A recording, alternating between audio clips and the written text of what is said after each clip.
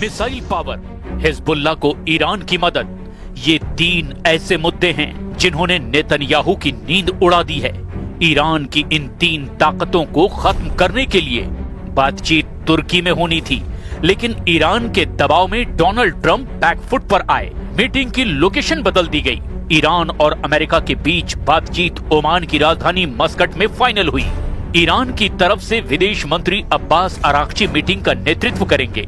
दूसरी तरफ दोनों ट्रंप के विशेष दूत स्टीव विटकॉफ और उनकी टीम। इस मीटिंग का फैसला जो भी हो, इस मीटिंग को लेकर ईरान और अमेरिका का रुख क्या है, कौन क्या डिमांड कर रहा है, किसे किस बात से खतरा है, इसको बहुत डिटेल में समझिएगा, क्योंकि अब इन्हीं मुद्दों पर ईरान और अमेरिका के बीच युद्ध का खतरा मंडरा रहा है। अमेरिका चाहता है कि ईरान का परमाणु कार्यक्रम बंद हो। अमेरिका चाहता है कि ईरान की मिसाइलों की रेंज सीमित कर दी जाए ताकि वो इजराइल तक ना पहुंच पाए। अमेरिका चाहता है कि ईरान हिजबुल्लाह, हूथी और हमास से दूरी बना ले। अमेरिका चाहता है कि ईरान चीन को तेल गैस की सप्लाई घटाए। अमेरिका चाहता है कि ईरान में गिरफ्तार हुए प्रदर्शनकारियों से सही सुलूक किया जाए। The topic of those discussions and what the agenda needs to be. Look, I think in order for talks to actually lead to something meaningful, they will have to include certain things. And that includes the range of their ballistic missiles. That includes their sponsorship of terrorist organizations across the region. That includes the nuclear program. And that includes the treatment of their own. America की demand नहीं मानी गई तो युद्ध होगा, ये बात Trump साफ साफ कह चुके हैं। लेकिन ईरान अमेरिका की धमकियों से नहीं घबराया है। ईरान ने ऐलान किया है कि जब ओमान की राजधानी मस्कट में मीटिंग होगी तो अब्बास अराक्ची और स्टीव विटकॉफ के बीच सिर्फ परमाणु मुद्दे पर बात होगी। यानी ना मिसाइल पर समझौता होगा, ना फिलिस्तीन पर समझौता होगा और ना ही बाकी मुद्दों से भटकेगा ईरान। کشوری فکر میکنم آماده نیست که در مورد امنیت خودش و در مورد دفاع خودش بخواد با کسی دیگری مصالحه بکنه. امنیت مردم ایران به هیچ وجه به هیچ کس دیگری مربوط نیست و ما توانمندی‌های دفاعی خودمون رو به هر میزان که برای دفاع از کشور لازم باشه. अमेरिका और ईरान के बीच सबसे बड़ा विवाद परमाणु कार्यक्रम है। जून 2025 में हुए युद्ध से पहले भी अमेरिका और ईरान यूरेनियम संवर्धन पर बात कर रहे थे, लेकिन 13 जून को इजराइल ने ईरान पर अचानक हमला कर दिया और तब 12 दिन तक युद्ध चला। सीज फायर के बाद दोनों तरफ से कोई टकराव तो नहीं हुआ, लेकिन युद्ध के हालात और संगीन होते जा रहे हैं। अमेरिका की डिमांड है कि ईरान अपना परमाणु कार्यक्रम खत्म करे, उसे संवर्धन ना करने दिया जाए। ईरान ने कहा कि वो 20% तक संवर्धन करेगा और उसका संवर्धित यूरेनियम ईरान में ही रहेगा। अमेरिका और इजराइल ने फैसला कर लिया है कि वो ईरान को परमाणु संवर्धन नहीं करने देंगे, ना ही उसकी मिसाइलों को बर्दाश्त किया जाएगा। ये फैसला नेतन्याहू और डोनाल्ड ट्रंप की दिसंबर वाली मीटिंग में हो चुका है। 29 दिसंबर 2025 को नेतन्याहू की ट्रंप से मुलाकात हुई थी। नेतन्याहू इसके लिए खास तौर पर अमेरिका गए और इसी मीटिंग के साथ ईरान एक ऐसे वॉर जोन में तैयार हो गया जिसका अंदाजा ईरान को पहले ही हो चुका था और इस मीटिंग के बाद ऐसा हुआ भी। 29 दिसंबर 2025 को हुई मीटिंग के बाद ईरान में हिंसक प्रदर्शन भड़क गए। पूरा जनवरी ईरान ने दंगों से जूझने में लगा दिया और अब फरवरी में ईरान पर सबसे बड़े हमले के लिए अमेरिका की मिलिट्री पावर मंडराने लगी है। ईरान ने दंगाइयों को तो हरा दिया, सवाल है क्या वो अमेरिका और इजराइल से आ रही युद्ध की धमकियों को शिकस्त दे पाएगा? डोनाल्ड ट्रंप ने रेड लाइन खींच दी है। ईरान को धमकाया है कि डील करो, नहीं तो इतने धमाके करेंगे कि ईरान गाजा बन जाएगा। दूसरी तरफ ईरान के सर्वोच्च नेता अली खामनेई ने रेड लाइन खींच दी है। फारस की खाड़ी की तरफ अमेरिका बढ़ा तो वहां उसके जंगी बेड़े का कब्रिस्तान बना दिया जाएगा। डोनाल्ड ट्रंप की वार्निंग ईरान के परमाणु कार्यक्रम को लेकर है।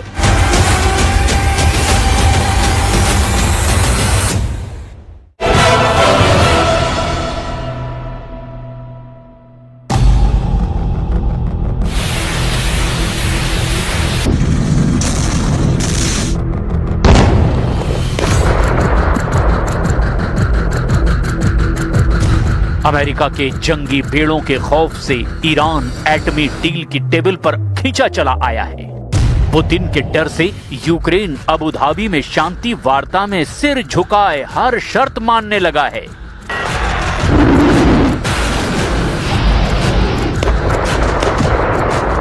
ट्रंप इस वक्त डायरेक्ट पुतिन से संपर्क कर रहे हैं। ट्रंप इसी वक्त शी जिनपिंग पर डोरे डाल रहे हैं। ट्रंप एक साथ कई मोर्चों पर एक्टिव हो चुके हैं।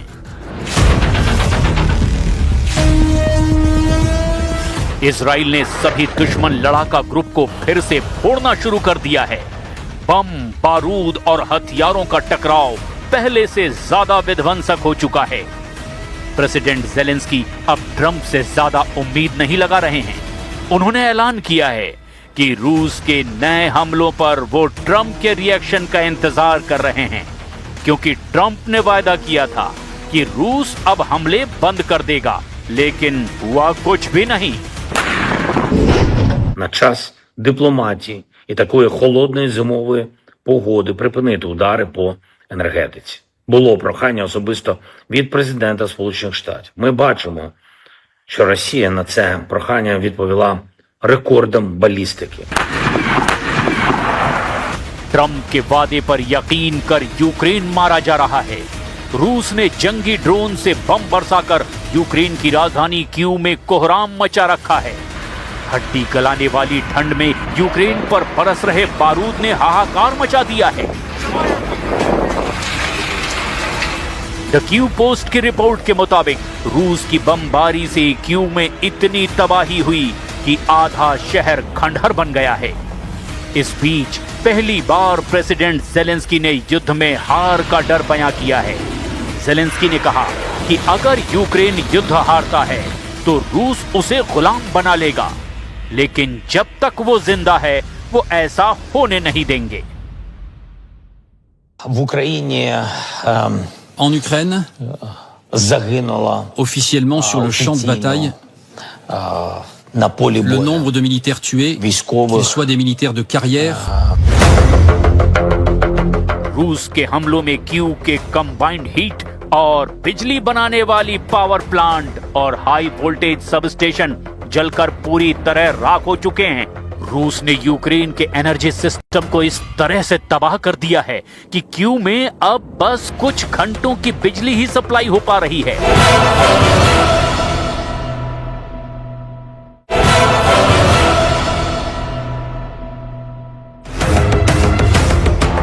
पुतिन के प्रचंड प्रहार से टहल रहे यूक्रेन ने आरोप लगा दिया कि उसके साथ धोखा हुआ है। जेलेंस्की ने दावा किया कि ट्रंप पूरी तरह पुतिन के शिकंजे में फंस चुके हैं। रूस ने झूठे वायदे से ट्रंप को फुसला लिया है। Це говорить і про все інше, що Росія обіцяє, чи ще може пообіцяти. Якщо їхнє слово не тримається вже зараз, то чого очікувати далі? Вони брехали і перед цією війною, і повномасштабну війну Росія почала, намагаючись обманути всіх. उधर अमेरिका के विदेश मंत्री मार्क रूबियो ने बताया कि अबू धाबी में चल रही बातचीत बेहद संवेदनशील मुद्दों पर अटकी हुई है। मार्क रूबियो के मुताबिक अबू धाबी से बुरी खबर यह है कि जो मुद्दे हैं उन पर दोनों देश समझौते के लिए तैयार नहीं हैं। The bad news is that the items that remain are the most difficult ones. And meanwhile, the war continues. So all I can say in that regard is that we are investing at a very high level, a substantial amount of time and energy to this endeavor. We are going to continue to do everything we can to see. America ने Putin को जितने offer दिए हैं वो उन्हें मंजूर हैं, मगर जेलेंस्की यूरोप के देशों की सलाह पर अपनी जमीन पुतिन को देने को तैयार नहीं। हालांकि इसी जिद ने यूक्रेन को तबाह कर डाला है। अब जेलेंस्की का दुख यूरोपीय देशों से देखा नहीं जा रहा है। नेटो भी ट्रंप को पुतिन पर भरोसा न करने का सुझाव दे रहे हैं। मार्क रूटे ने कहा कि ट्रंप की शांति वार्ता की कोशिशें पुतिन कभी कामयाब नहीं होने देंगे। जिस तरह उन्होंने शांति वार्ता के बीच बारूदी तांडव दिखाया है, उससे नेटो नए सिरे से रूस से निपटने का प्लान बना रहा है। President Trump and his team are determined to stop the bloodshed.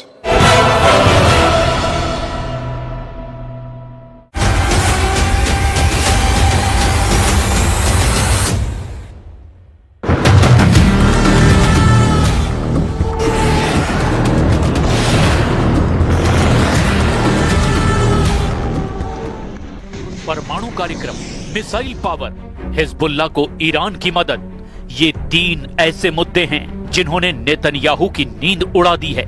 Iran की इन 3 ताकतों को खत्म करने के लिए बातचीत तुर्की में होनी थी, लेकिन ईरान के दबाव में डोनाल्ड ट्रंप बैकफुट पर आए। मीटिंग की लोकेशन बदल दी गई। ईरान और अमेरिका के बीच बातचीत ओमान की राजधानी मस्कट में फाइनल हुई। ईरान की तरफ से विदेश मंत्री अब्बास अराक्ची मीटिंग का नेतृत्व करेंगे। दूसरी तरफ दोनों ट्रंप के विशेष दूत स्टीव विटकॉफ और उनकी टीम।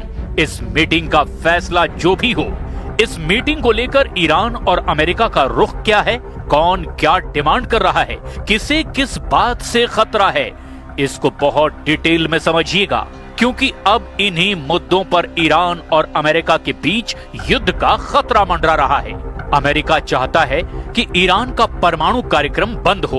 अमेरिका चाहता है कि ईरान की मिसाइलों की रेंज सीमित कर दी जाए ताकि वो इजराइल तक ना पहुंच पाए। अमेरिका चाहता है कि ईरान हिजबुल्लाह, हूथी और हमास से दूरी बना ले।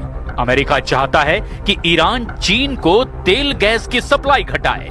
अमेरिका चाहता है कि ईरान में गिरफ्तार हुए प्रदर्शनकारियों से सही सुलूक किया जाए। As the topic of those discussions and what the agenda needs to be, look, I think in order for talks to actually lead to something meaningful, they will have to include certain things. And that includes the range of their ballistic missiles. That includes their sponsorship of terrorist organizations across the region. That includes the nuclear program, and that includes the treatment of their own. America की demand नहीं मानी गई तो युद्ध होगा, ये बात Trump साफ साफ कह चुके हैं।